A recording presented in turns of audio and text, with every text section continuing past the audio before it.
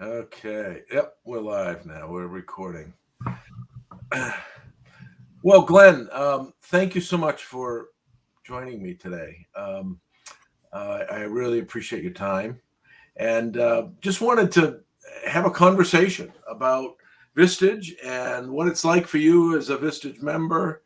Um, and and I've got a few questions I'd like to dig down on, dig a bit deeper with, and just for the folks listening to this, you're one of my founding members. I think you're my fourth member, and Yep, so you've been with me since the beginning of July 2021 is when we launched, and we've had that's right.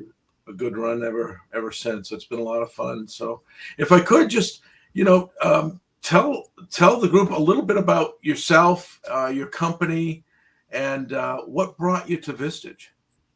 Yeah, so I've been with Vistage now for almost 2.5 years, I guess. Yeah. It's gone by fast with you, but before I joined your group, I was with another Vistage group, and that group ended after the chair decided to go back into industry and trying to balance between Yeah. being a CEO and a Vistage chair. Just it just wasn't going to work for him. So at the time, we got put together, um, and it's been a great experience. I've really enjoyed it. Both experiences were good, and I'll get into it later. But a lot of so much of the Vistage experience is group dependent. It's the group that you're put together with, but the chair makes such an important it's such an important part of that group, and the way that you work the dynamics and bring the team together is really important. You asked about the company. Sincerus was founded in 2020, smack in the middle of COVID. Right. Right. I had been working for a big GovCon services company, one of the bigger ones in the industry. I'd come to that company through an acquisition, having been at another big company, but not as big, uh, managing a book of business for this, focusing on training and advising in overseas markets for the State Department.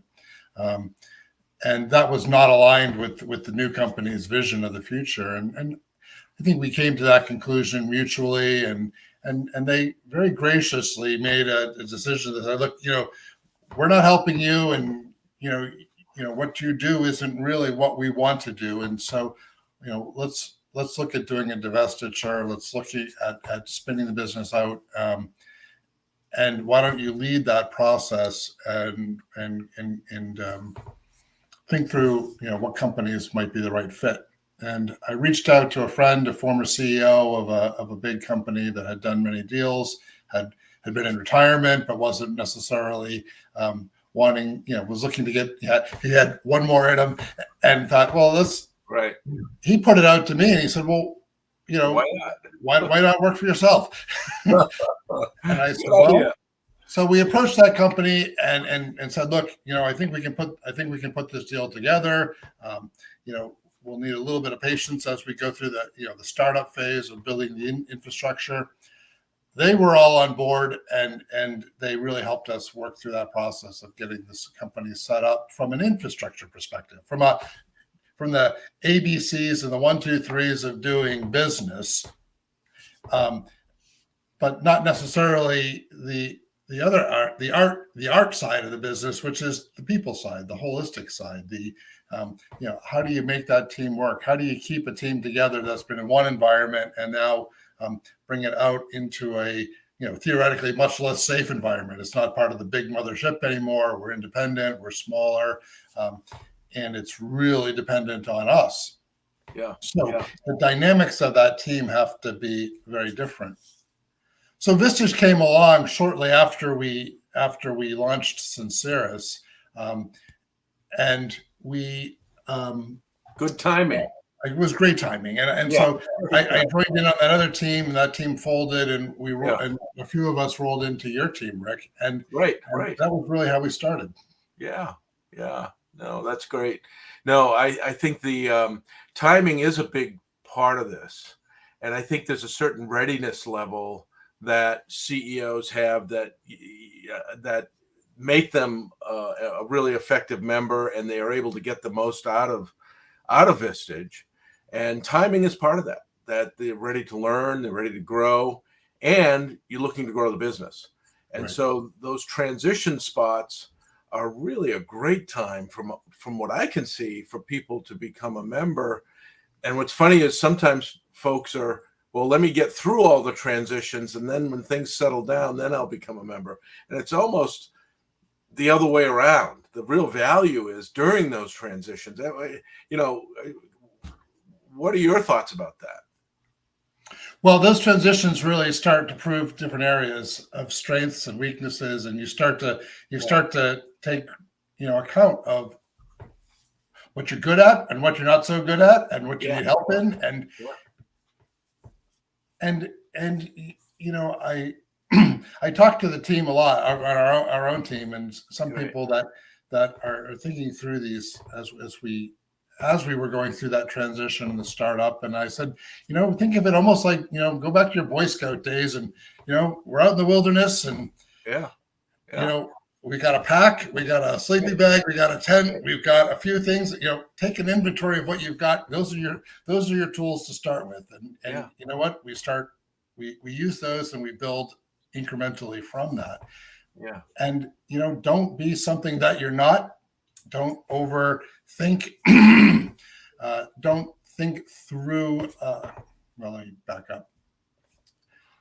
Think about what you've got that you're going to be able to use, the tools that you've got available to you, in your head, in the way that you are, in your technical skills, in your physical assets that you've got as part of the business, which might not be great, certainly as you've started up in a smaller sense.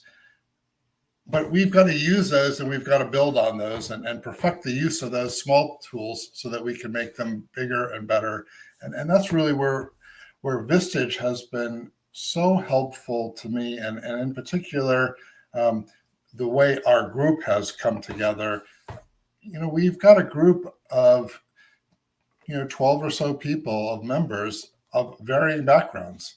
Some, like myself, out of the GovCon space, and I've been in that space for really my whole career, 30 plus years.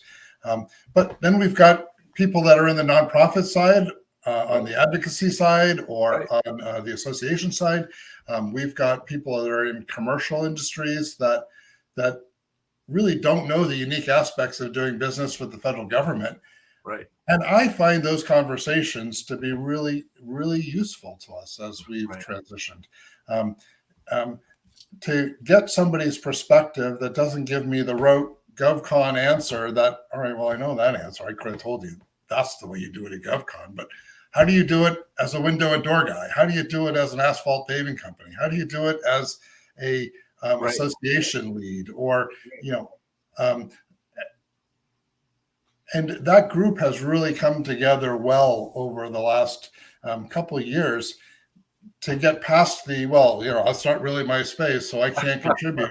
Boy, Yeah. I get more out of the Yeah. comments that somebody gets in terms of trying to apply their experience into my industry, and vice versa. I get so much trying to break down, well, this is how we've done it in my industry, and apply it into that industry.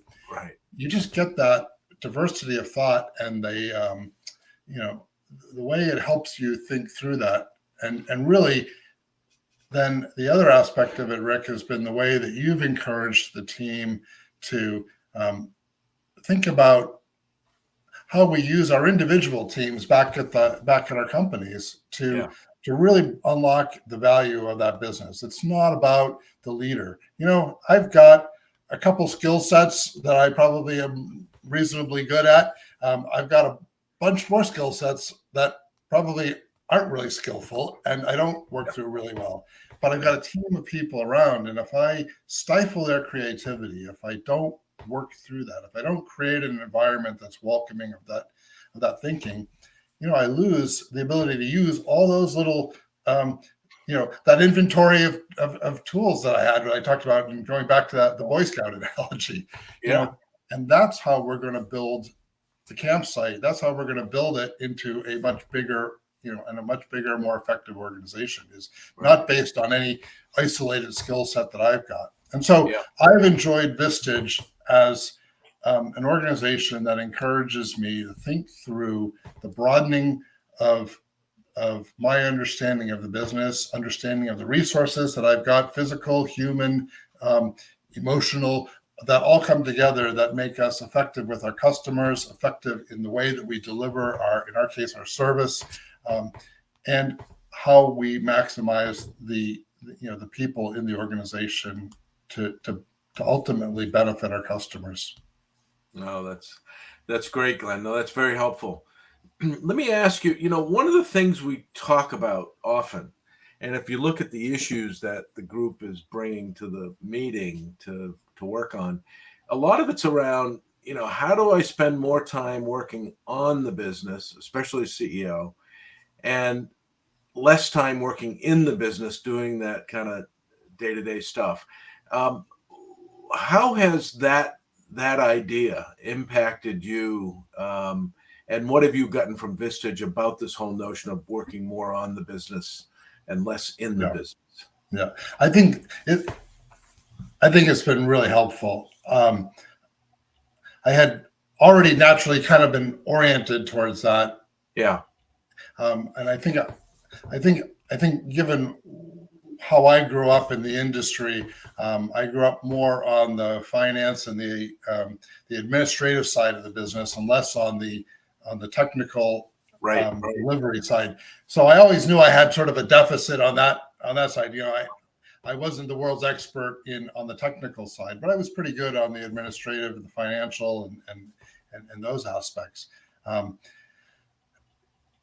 Getting up on the balcony, as we say, is so important. And Vistage has been really, really influential in my thinking of understanding how to maximize the time.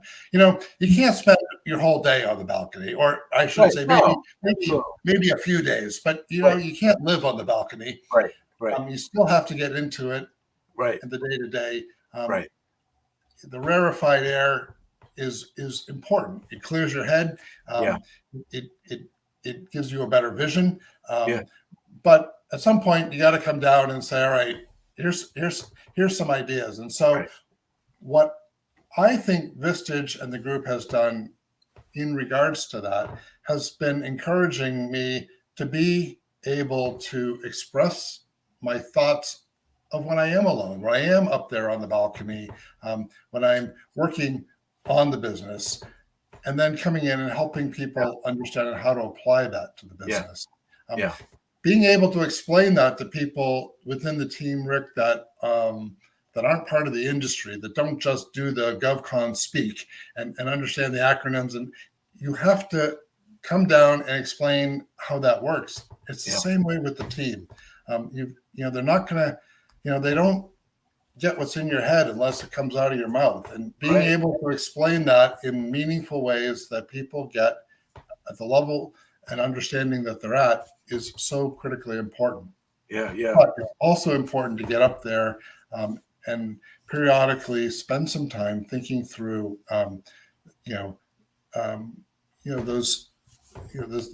gaining a strategic vision and helping the team navigate to where they want to be. No, that's, when I think about our one-to-ones, right? 90 minutes each month, you and I sit down, and a lot of what, so the framework I'm going into those conversations is around, the first question. So how are things going? How are things running in the shop, so to speak? And sometimes the questions you and the other CEO members bring to me are the nuts and bolts, are the day-to-day, I got a real problem with so-and-so, or a real issue with this, or we've got, and so we dig into that. We dig into the things that are going on in the business. And what I enjoy is, and being objective to you and your business, that a couple hours a month, so it's not like I'm there every day, all day, 20 days a month, is to be able to ask those more objective on the business questions about the specific issue. So this issue is going on, but we're able to back away from that and talk about the context of strategy, direction, values, culture, whatever it may be. But it's like looking at the day-to-day issue from the perspective of the balcony, from the perspective of that bigger picture of where you're wanting to take the business. And that's I think a lot of where I have a lot of fun. And because it's both in those conversations, you're articulating, here's where I want to take the business and why, and applying it something very direct that's going on today that's causing you not to sleep at night. So it's kind of anyway, that's just something I enjoy. And on one, well, those one-on-ones, Rick, are really useful. And what I like about the one-on-ones is they're not scripted, right? They're not formulaic. It's not a all right, you told me you were going to do 5 things, and have you done it? And you're good, you're bad, it's structured in the sense that you have a process that you work through, but it's broad enough that it really is a dialogue. And it is, let's see where this 90-minute conversation goes. Yeah. And there's enough separation from when we've had our group meeting that I was introduced to some ideas at the group meeting. Right. This is what I've been thinking about, or I presented an issue at the last meeting.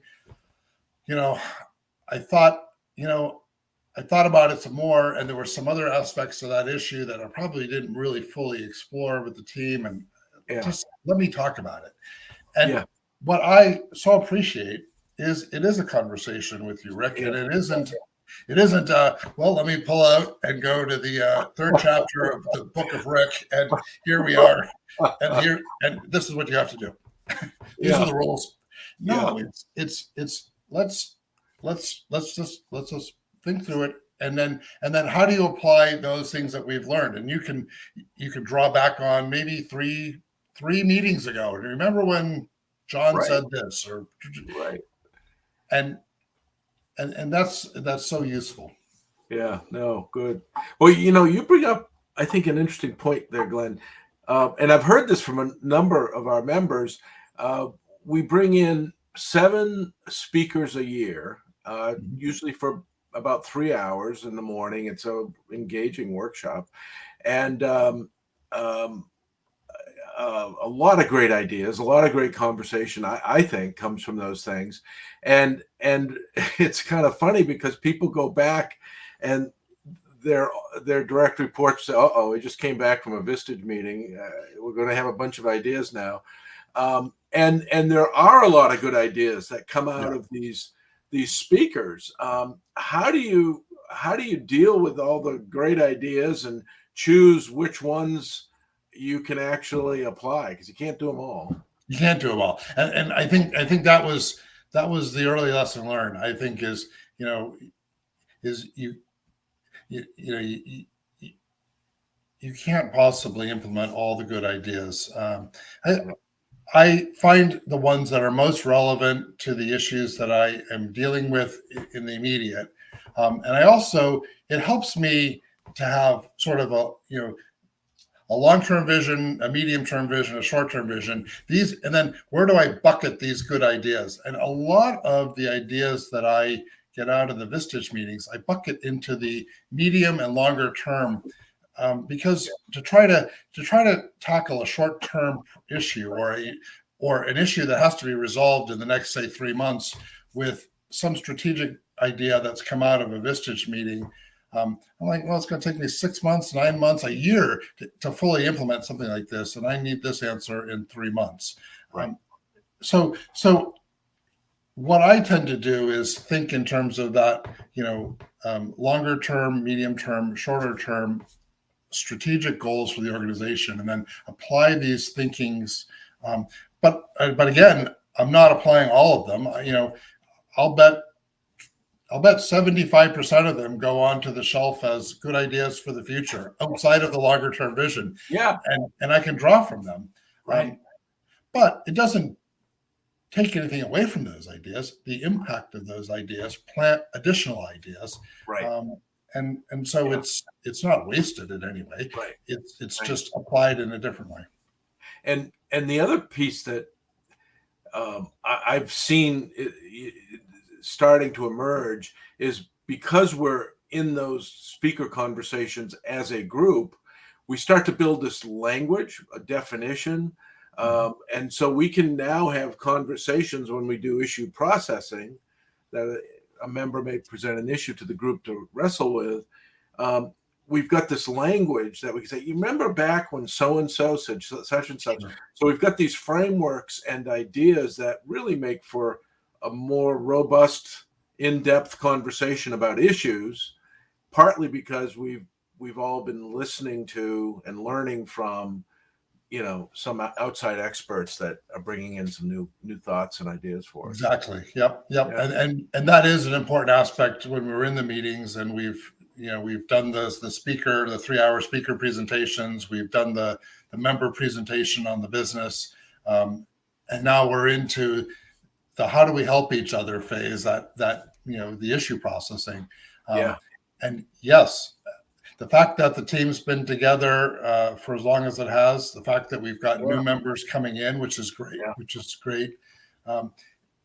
it allows us to draw from that inventory. And the fact that we have newer members that didn't necessarily weren't at that session 9 months ago when that person spoke, and it allows us to explain it to a new member that didn't necessarily hear it, and it forces you to regurgitate it, and then somebody across the table can say, well, you know what, I think you forgot one aspect of that, and they can pile onto that. So it reinforces what we've learned in the past, and that's also so useful. Yeah, no, that's great. Speaking of issue processing, so we typically reserve that for the afternoon when we go into executive session. And oftentimes, not always, but oftentimes it's a follow-up to whoever's hosting the day, that they tell us about themselves and how they got to where they are.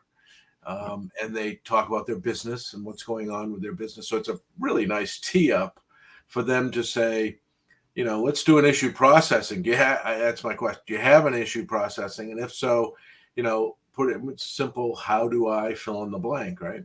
So from your perspective, Glenn, could you just talk a little bit about what, how the issue processing works and what you've experienced from an issue processing? What value have you received from going through a number of these yourself? Yeah. So my understanding, this is the issue processing thing is really what founded Vistage, 50 plus years ago, right? Was a local businessman that got together with his buddies at a coffee shop and said, I am really struggling with whatever it was, right? And so, this is my issue, and how do I do whatever it is that I need to do? And from that grew out of that this whole Vistage concept of how do we reinforce and recognize that one person doesn't have all the answers. So the issue processing really starts with the member presentation, explaining a little bit about themselves, a lot about their business, how they do what they do. We get into the nuts and bolts of the business, looking at some of the key business metrics, and then some of the successes, some of the struggles, and we all have them. And then at the end, it culminates with, all right, well, here's an issue that I'm dealing with, and it might be a big issue, it might be a seemingly smaller issue, but it's an impediment to me moving forward in some way. Yeah. So it starts with explaining what the issue is, and then so I throw it out to the group. How do I overcome this issue? And how do I do this that allows me to overcome that issue? And then I, as the person who's presenting that, get to shut up for a while and it gets thrown back to the team, not allowed to talk, and the team isn't allowed to answer the question, even if it might be obvious. This is an area sometimes I struggle with as a participant, is giving the answer. But we go through probably a 30-minute period of just asking questions. So and I get to respond and answer those questions to help frame the issue, help better understand the issue, and then it's gone back to the team too. After the question and answer period is done, it goes back to the team, and Rick, you do a good job coming back in now, sort of emceeing this process and saying, all right, team, what do you think the real how do I issue is? How would you reframe that how do I deal with this issue question? Right. And we'll throw out, and usually there's at least 3 reframings of that statement. Sometimes there's quite a bit more than 3. And then we'll spend 5-10 minutes going around the table reframing that how do I problem, or that how do I issue, resolve my issue. And in that, that to me, that's a real fun part, because what we find is what people heard your issue to be and what they were hearing when people were asking questions for depth and breadth about the issue, not solutions, but depth and breadth about the issue. What they were hearing is different than what the person next to them was hearing, or it's probably different than what you were hearing. And it's like, we each have a different angle as we look at that elephant, and you go, oh my gosh, that's at least what I see. Well, that's just it. And it's you talk about the elephant, there's that old story about the 7 blind men and the elephant trying to describe what it is. And that's, when you're dealing with that issue, you're focused on what you think the problem is. And so you're describing that one thing, and you're missing the point, or you're missing the bigger picture. And so by looking at these, 5+ reframings of my issue, I'm like, oh, you come to the conclusion, one, sometimes it's a bigger issue than I thought, but more often than not, it's a much simpler issue than I thought. But I'm stuck in my little rut around this one way to deal with it. And if I really focus on this aspect of it, it becomes eclipsed by how I deal with it over here. Right. And so it's a fun process to then go through, because the team, the people around the table can throw that out, but now it comes back to me. Yes. And you throw it right back to me, almost like a one-on-one. All right, Glenn. Now, what are you going to do? What are you going to do? What are you going to do? Well, you know what? I think that really the reframings of point 3 and 6 actually combined to help me think through it. I'm going to do this, and these are the actions that I'm going to take, and I'm going to do these 3 things, and this is the timeline that I'm going to do it. And this is also another benefit of Vistage is we track it. We write them down. These are actions. Right on the placemat. Right. Again, this isn't a board. They're not going to fire you for not doing it, but they are going to hold you accountable. And I know that in a month or 2, I'm going to have to report back out to the team and said, that issue that I've dealt with is no longer an issue. I implemented this, or I'm working through this, and this has been the results, and it's been very positive in this area. I'm still struggling in this area. We need to tweak that. But it gives me a sounding board, an objective sounding board that's not invested in anything other than me personally, in the conclusion of that issue. And so it's a safe environment to kind of explore different ideas and get different perspectives, which are always welcome in my book. Yeah. No, that's great. Well, you mentioned, a safe environment. Talk a little bit about what you see. What's the culture of the group? How would you describe the culture of the group and what we've created, and as well as the relationships that are emerging? And as you know, one of the things I've been trying to do, we've got 2 chief executive groups, and I've got a trusted advisor group of professional service executives whose clientele are folks like you, from a tax or investment banking or valuation perspective, what have you. So I've got these three groups. I've got over 30 members, and growing.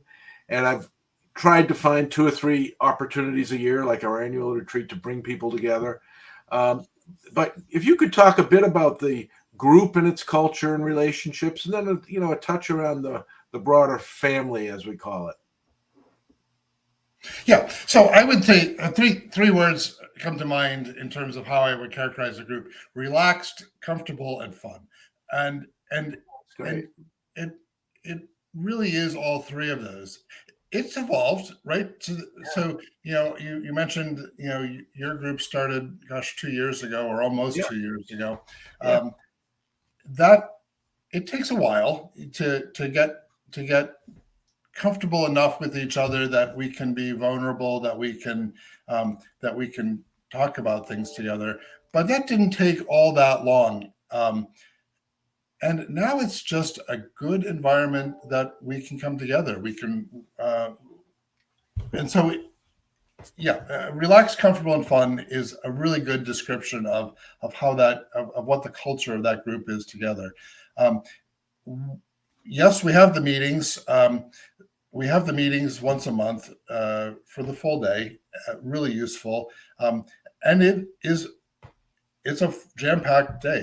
I mean, there's not a lot of breaks or long breaks that you can do that to get together, but we interact around the table.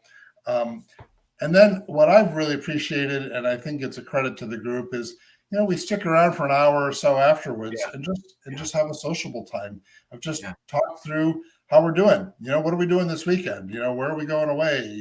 What yeah, bike ride are we going to do? What little getaway are we gonna go to?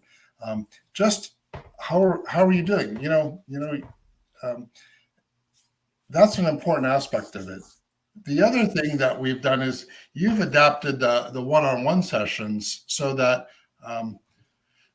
what is it, 3 or 4 times a year now.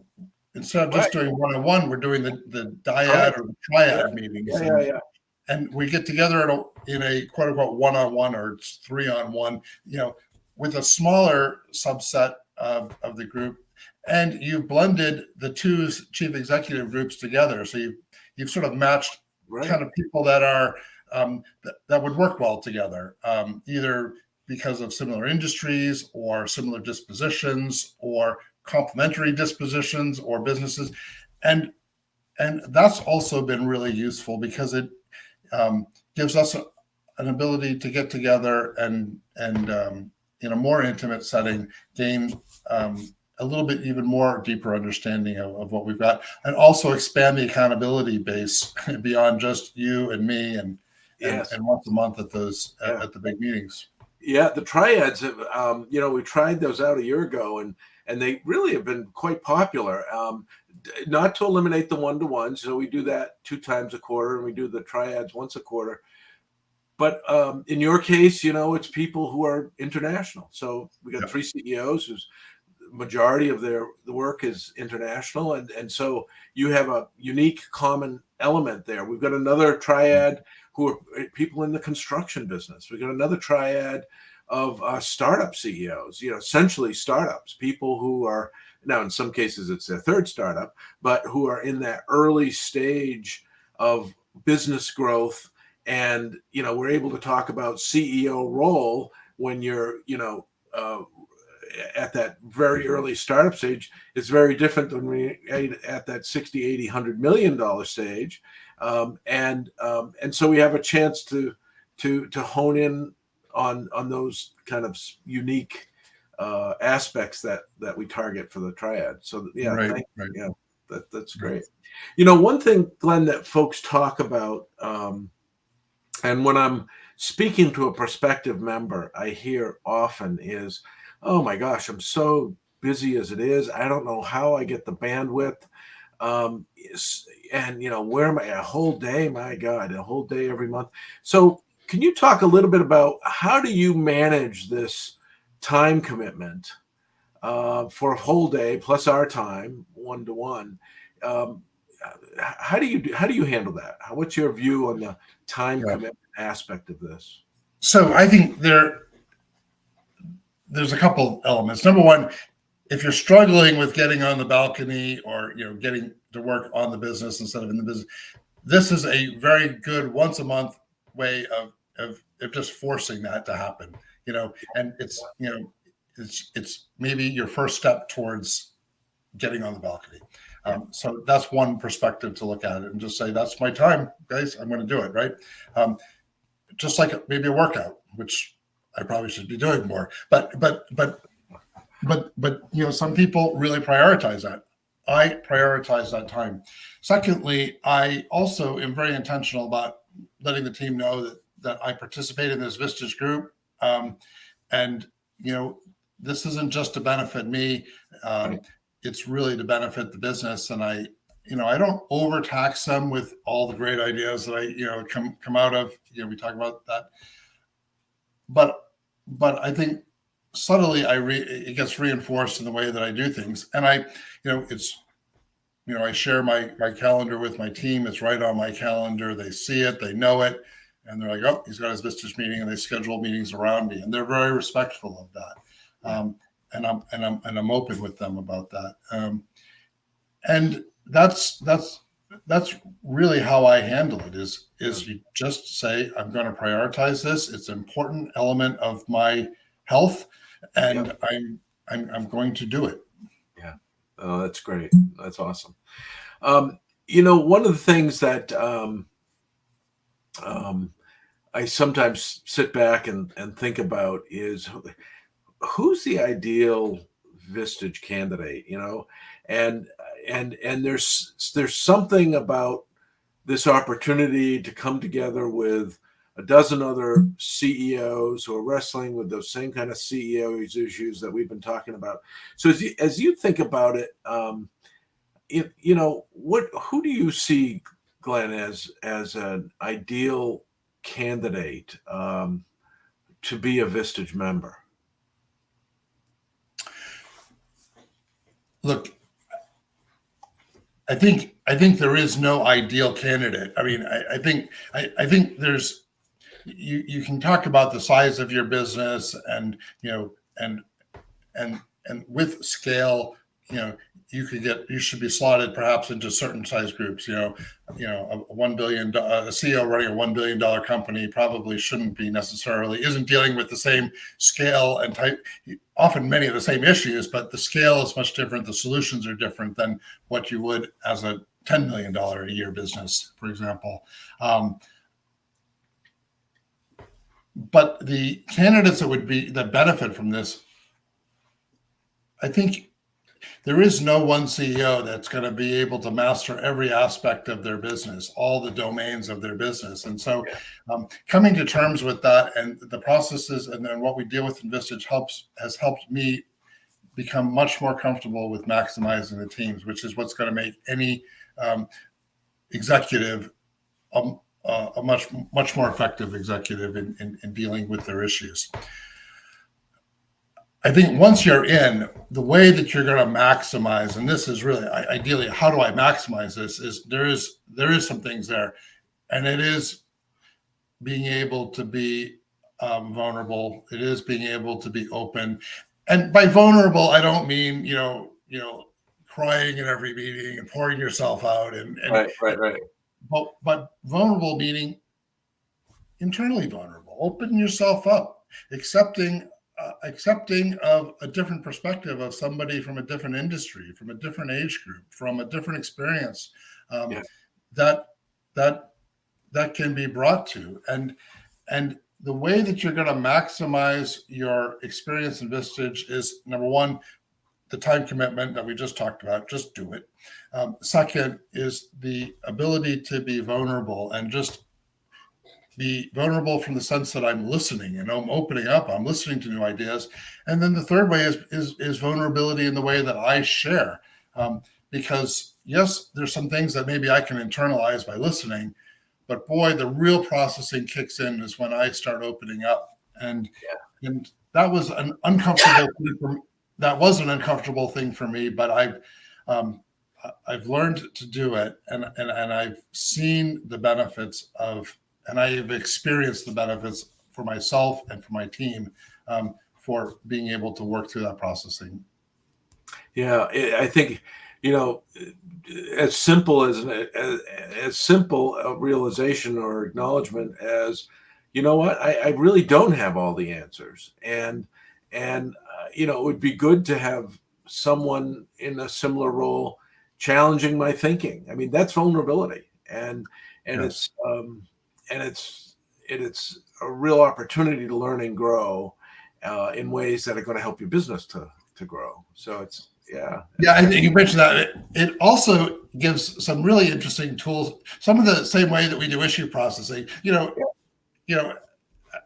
as the senior guy in the company, a lot of issues that I don't necessarily that don't emanate from me, for example, but a lot of issues get brought to me, and sort of applying a mini issue processing framework that we work through on a monthly basis on our meetings helps me not to be thrown into the situation, the trap of, well, you have to solve my issue for me. You right. know, well, I guess what? I get to help you work through a process where you can let's together work through what Yeah, the real issue is here. right. Let's think through a prioritization. And now what are the steps? And now how can I help you implement those steps? Yeah, Versus give the answer. Because number one, my answer probably is going to be wrong. And second, it probably is going to take up more time on something that I probably shouldn't be prioritizing my time on. right, right, You know, right. I love it. so that's that's also been really helpful. No, good. Well, one last question I got for you, Glenn. So, what advice would you give someone who has heard all this and is considering Vistage and joining or not joining? What advice or counsel might you give someone who's kind of on the bubble and saying, you know, hey, should I not give this a try? So my advice is that I think you should lean towards. I think you should, if you're on the bubble, you're probably dealing with some aspect of vulnerability that either you don't want to open up or you don't want to change your thinking, right? Yeah, And I would say that those are telltale signs that you probably should join, because you need to change. Everybody needs to change their thinking. Everybody needs to become yeah, more open and more vulnerable and transparent in that regard. It doesn't mean that you're not decisive. It doesn't mean that you can't stick to a strat plan and implement and hard charge implement. But what I would say is, if you're on the bubble and you're struggling with the ideas, the reason not to do it is because you wouldn't be committed. Either you're not going to come, right. or you're just going to stay quiet and get frustrated with the process, or get frustrated and I know the answer and I don't need any of this stuff. Yeah. Probably you're not the right candidate. Yeah. But the fact that you're thinking through that says you probably realize that you've got something that needs to be overcome. And Vistage is all about overcoming things. It's not a single disciplined professional organization for CFOs or for engineers or for business development professionals. It's across the spectrum. We deal with all different types of people. It really is, at the end of the day, how do I deal with issues? How do I make those issues become non-issues and my business be more effective? And how can I, as a leader, be more effective in bringing the benefits of the team together and maximizing what this internal team can do for the good of our customers and ultimately the good of our business. Fabulous. Well, thank you, and I want to thank you for your time. This has been a great conversation. We need to check in and have this kind of conversation periodically, because Yeah.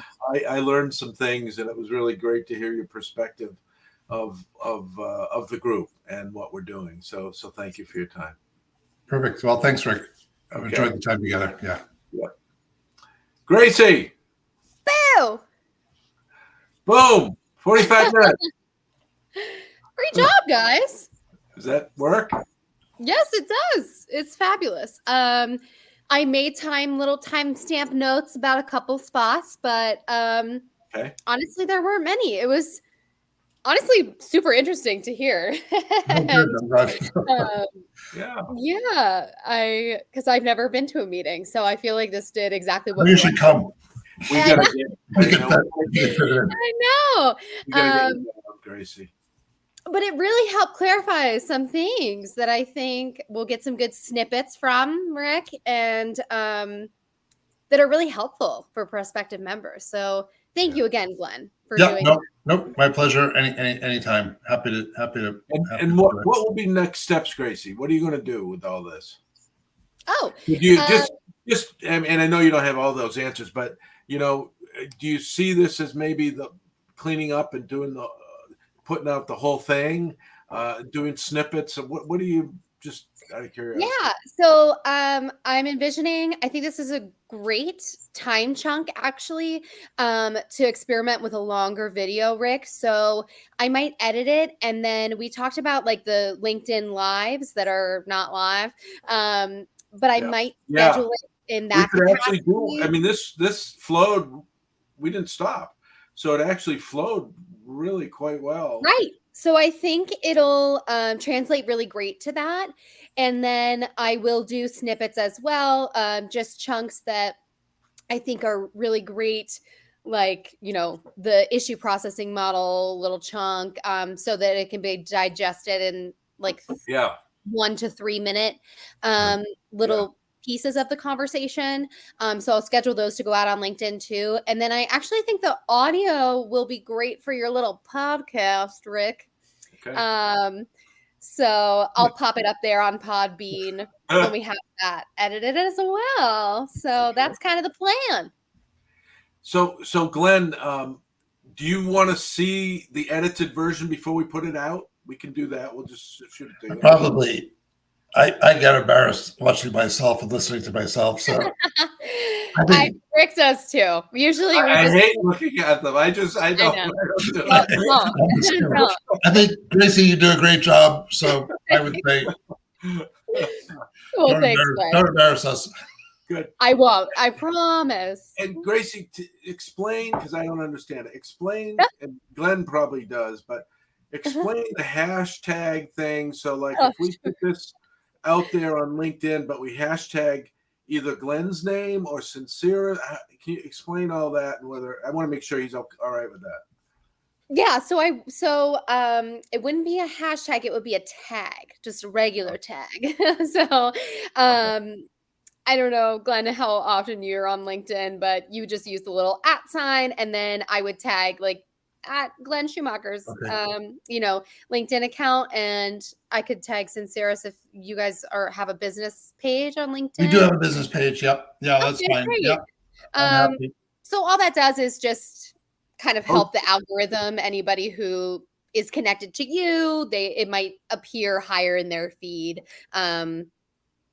just in terms Yeah. of visibility. Well, that's fine. I mean, I have, you know, I would say I'm not active on LinkedIn from a post perspective. I'm more of Yeah. a LinkedIn stalker. Okay. But I do have a couple thousand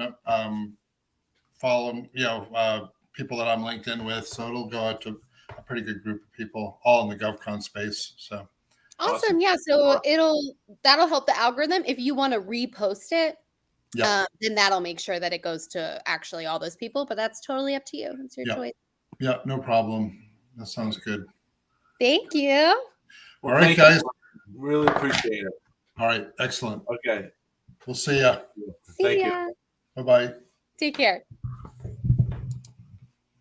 So, Gracie, you got another minute? Yeah. Can Yeah. you stop the recording, or I mean, it's up to So you. if I end the recording, Oh. it'll keep us out of here. Oh. I noted when it stopped, so I can just edit this part out. Okay. Okay. And Well, then if you want I to didn't have much else. I think we covered a lot. I thought it went well for a first time. yeah, I think so too. I think it was great, and I think You're right, though. This was smooth enough with some editing that this could be one of those live streaming events, right? yeah. So I would really like it to be that. Okay.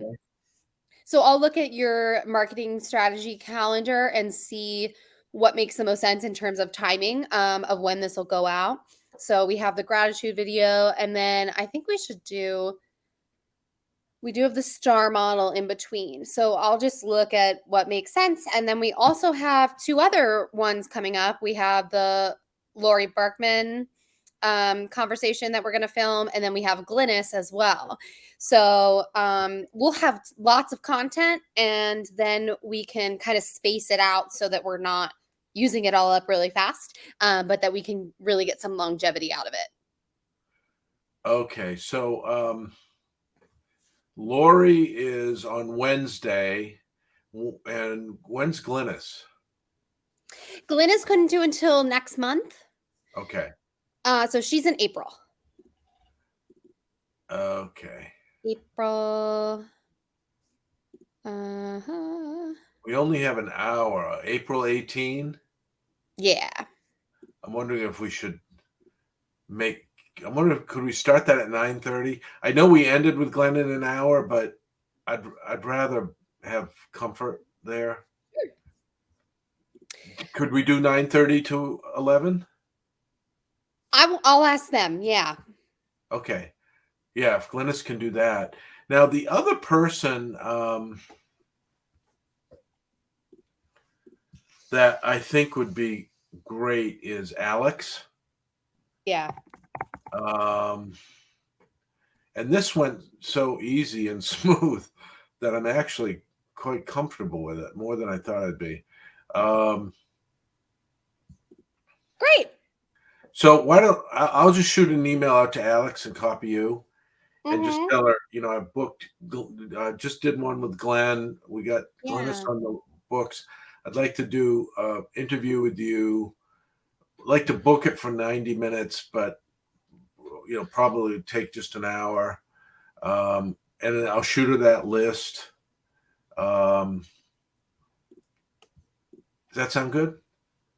Yeah, that's great. And then now, what was the deal with Jeff's Excel sheet? He had sections. What was he trying to do there? Is he saying, here's how different people responded to the same question? Yes.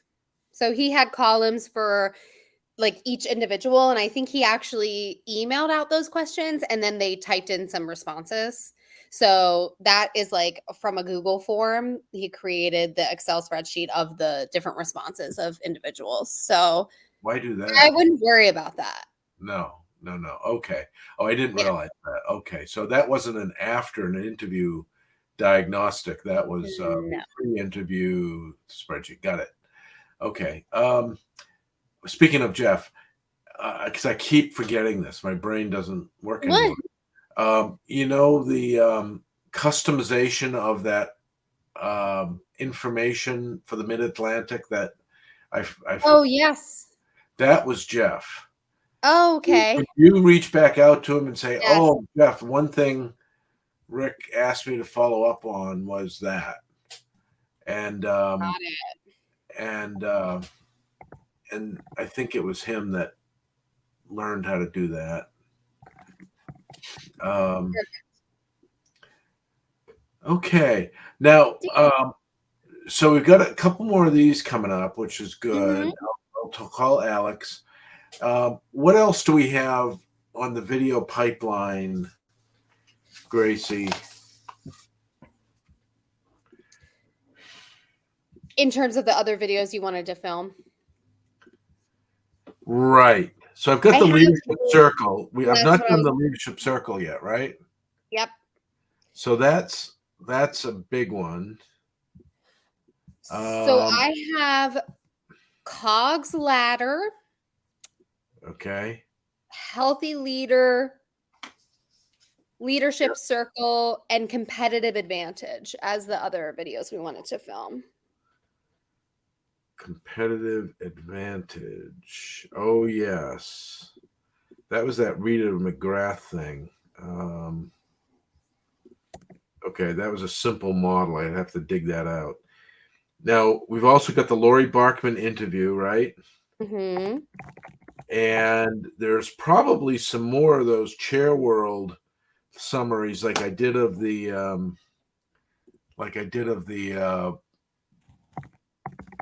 appreciation. Mhm. Um, so we've got lots of content out it's not like we don't have things to talk about. No, definitely not. So yeah, I just shared the sheet that I'm using to kind of keep track of everything. So it has the dates of our interviews and then the other folks that we wanted to interview, which were Kevin Monaghan and Janet Lambert. Um, I think Janet, it's been too long, so I think we just drop her. okay. And the others have been,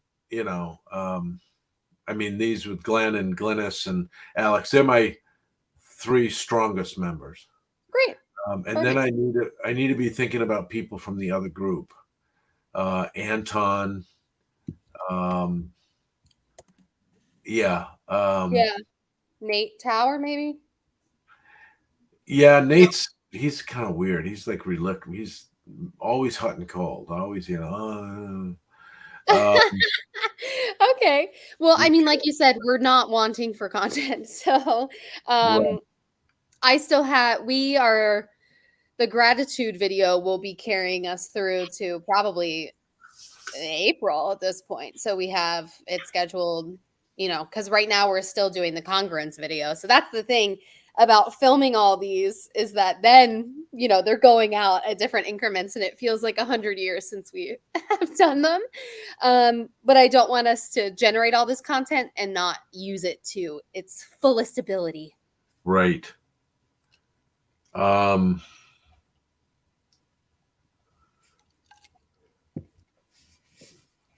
Yeah, so I would say let's kind of digest the pig in parts. Yeah. Just start. We have Yeah. 2 more interviews on deck, and then we can film like one of the either Cogs Ladder or Healthy Leader Leadership Circle, whichever one. But we can probably do that in the next couple weeks. Yeah. Good. Okay. Awesome. Good, Gracie. Thank you. And so you're going to be thinking, as I will be thinking, about how do we find the right VA? Yeah. And maybe,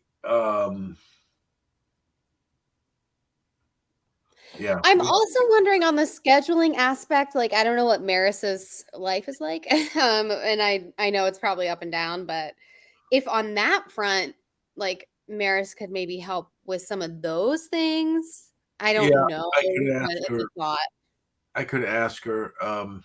And then really what we need is a call person. And then I'm wondering if the woman that you had before, like her list was not great, but if she would be able, She was not good.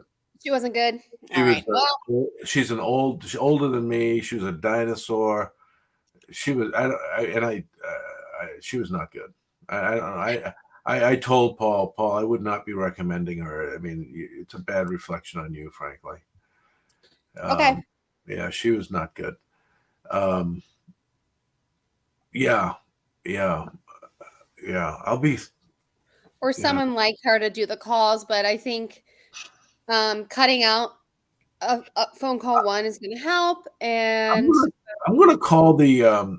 So they hire people right out of school mhm, to be like marketing people, like yeah, Ronald was doing for me. mhm, And they hired some of those on, and then they let some of them go. But she may know of people who are really good who may have been let go by Vistage, who might be doing this kind of work. I'm gonna reach out to Ronald that's a good idea. and see if she has any friends who are doing this kind of work. Okay. And because of their exposure to Vistage, they might be a notch Right. better than that VA that Steve and Jeff Right. are using. Yeah. Yeah. Okay. Okie dokie. Sounds Good. good. Gracie, All right. We'll talk soon. we'll talk to you soon. Take care. Bye bye. Bye.